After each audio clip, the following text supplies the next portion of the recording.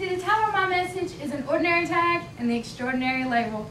See, today I want to talk to you about the differences between the ordinary tag and the extraordinary label. How a tag is attached later on, but an extraordinary label is placed by God. It is the label that you've been called to live up to. Because in Isaiah 49 it talks about that I was called in the womb. Judges chapter 6. The angel of the Lord, he came and he sat down under a tree. And this is where he found Gideon hiding in a wine press. See, if you read this passage, Gideon is really hiding from the very people that God's fixing to call him to defeat.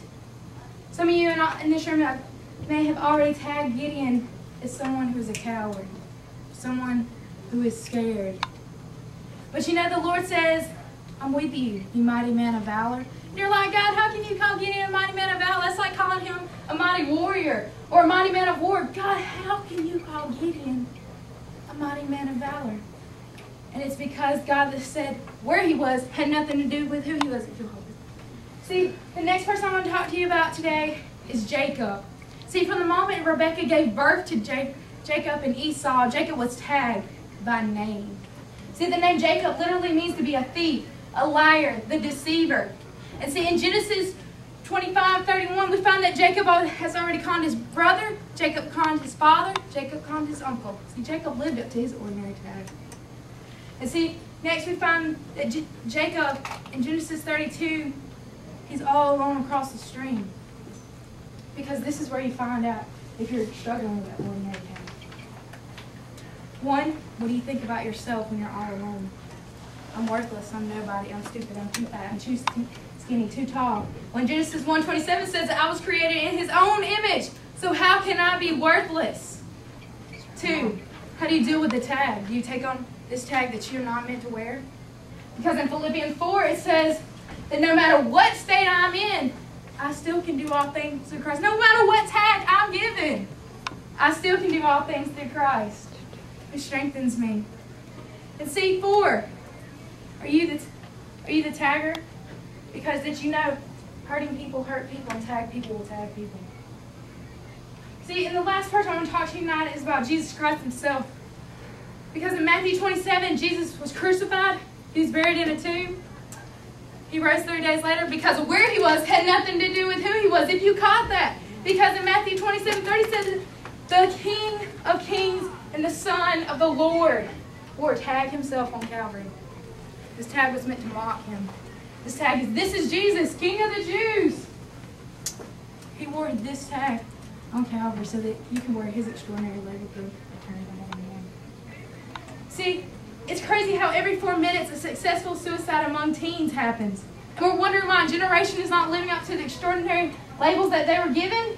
It's because the tags that we keep placing on them. This generation is lazy. This generation expects everything to be given to them. This generation is nobody.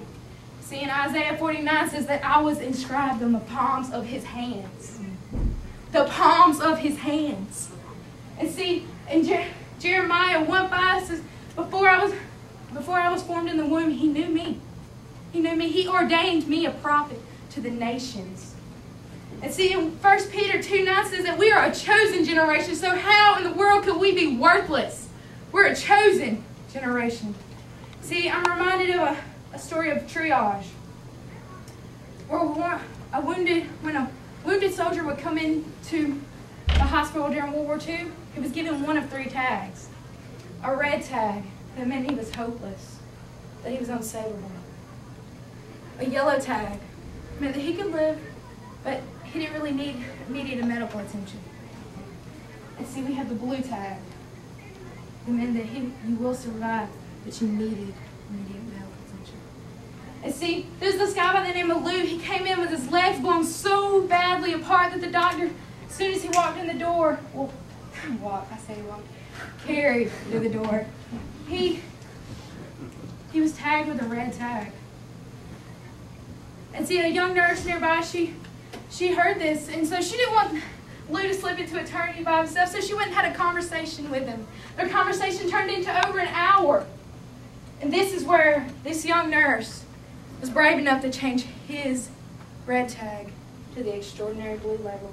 I thank God, by His grace, that He changed my ordinary red tag to the extraordinary label. The extraordinary blue label. Won't you be willing to change the tag of a generation? Thank you.